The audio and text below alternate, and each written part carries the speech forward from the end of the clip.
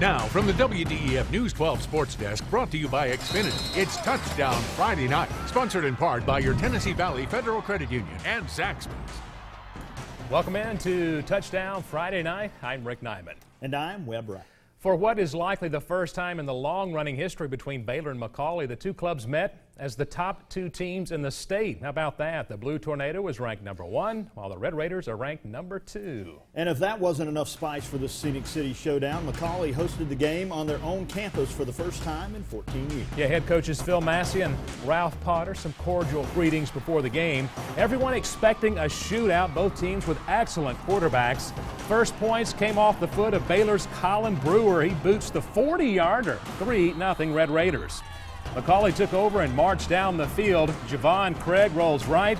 He fires it in there to Robbie Jenkins for the touchdown to make it 7-3. Craig was 11 of 12 passing tonight. Baylor's Nick Tiano, the swing pass to Tate Prater. McCallie's Sam Viscomi wraps him up and slings him down. Hard for the Red Raiders to sling down Alex Trotter. Second quarter, Trotter busted up the middle for 22 yards. McCallie gets it to the 1, and they give it to Trotter again. It's 14-3 McCallie.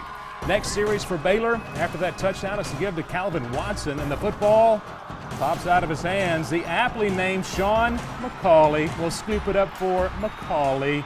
The Blue Tornado with great field position, and they're going to get it to Alex Trotter again. He put up some fantasy numbers tonight. How about 3 scores and 244 yards rushing?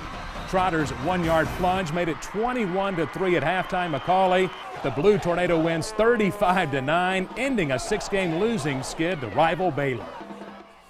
Notre Dame and Signal Mountain might be dubbed the Ringgold rivalry since the Irish campus is just down from the street from McCallie. They wanted to avoid a traffic nightmare for their highly anticipated matchup with the Eagles. So Notre Dame moved the Signal Mountain game to Ringgold High School, and make no mistake, this game highly anticipated as well. And the women found out John Mercer might be in the house. But unfortunately, Signal had a lot of plays that looked like that. Quarterback's foot stepped on. Coach Bill Price not happy. The 14-0 lead for the Irish. That cut it to 14-3. And then the Irish were back on offense. Nice pass here. And the Irish are going to get the first down. And then very next play, why do they call him Austin Banks? Well, not only because that's his name, but also because he's money. 47-yard touchdown run for the score. And the rumor made it around the stadium that, yes, John Mercer could be in the house. They're still very excited. And the Irish defense still salty. Joe Dossett with the sack. And then Irish coach Charlie Fant comes up with the biggest leprechaun of them all. He could be the linebacker of the leprechaun team. The Eagles' pass is tipped and picked off by Anthony Flemster. He takes it in 35-3. The Irish on top. And then on top of that, the ladies found out it wasn't John Mercer in the house. It was just me. Oh. And yeah, very disappointing. But not for Irish fans as Notre Dame wins it 35-3. We came out here, like I said, we did what we had to do. I mean, it was a great game. They played a good game, but we did it. We came out on victorious. We knew we were going to be in a dogfight, but we just kept it. I mean, there was just something different about our kids tonight. They did not want to bend. They just didn't want to break, and they really held them out in the end zone. I can't. I mean, it's just amazing. It was an amazing feeling right now. Maybe so not so much a shock that the Irish won, but how badly they won. 35-3 the final there. Ray County, they jumped out to a big lead and hang on to beat Cookeville 28-27. Elsewhere, McMinn County getting by Soddy Daisy 37-34. It was Central all over Tyner 28-8, and Grundy County over Chattanooga Christian 30-24.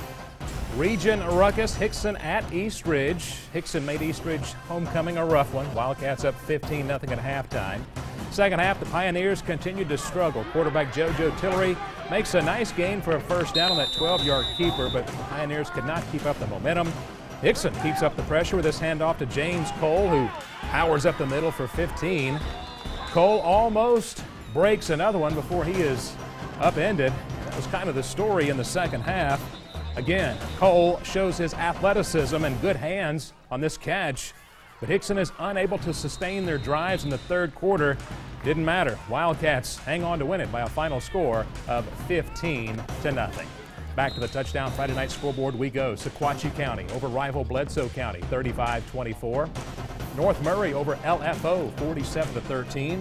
Men's Central goes on the road and beats Sweetwater, and Meigs County falls to Knox Grace 13-6. Coming up next on Touchdown Friday night, Ottawa looks to stay unbeaten against Bradley Central. Plus, Dalton goes for their third consecutive shutout, and Howard and Brainerd renew their rivalry.